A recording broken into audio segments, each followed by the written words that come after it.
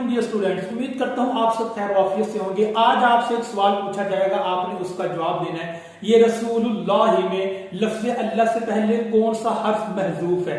लफ्ज़ अल्लाह से पहले या तो मिन है, या तो लाम है, या तो फी है। इसकी रीजन क्या है? एक बात याद रखें, मुदाफ इलैहि से पहले या तो लाम महजूफ होता है, या मिन महजूफ होता है, या फी महजूफ होता है।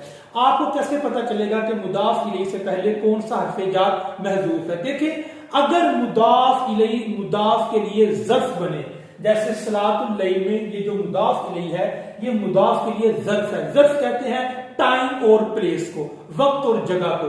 जहां पे जो मुदाफ इलैहि है, ये टाइम है सलात के लिए, रात की नमाज। तो आपको पता है जो अल लैल है, इसका मतलब रात है, और ये ज़र्फ है।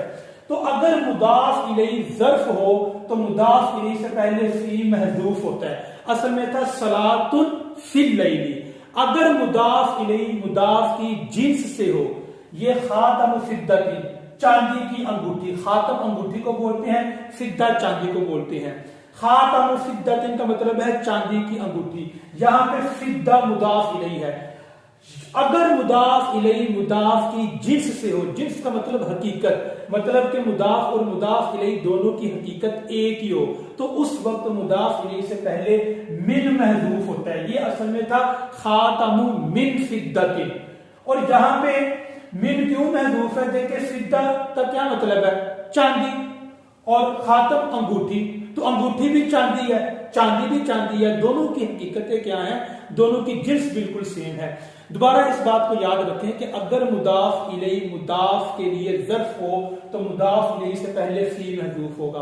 अगर मुदाफ इलैहि मुदाफ के लिए मुदाफ की जिन्स हो तो मुदाफ इलैहि से पहले मिन महजूफ होगा। बाज़ औक़ात ऐसे होता है कि मुदाफ इलैहि ना तो ज़र्फ होता है और ना ही मुदाफ इलैहि मुदाफ की जिन्स से होता है। उस वक्त मुदाफ इलैहि से पहले लाम महजूफ होता है, जैसे गुलामुन ली ज़ैदिन होगा, ज़ैद के लिए गुलाम। अब आपने इसमें देखना है कि रसूलुल्लाह में एक मुरक्कब इजाफी है।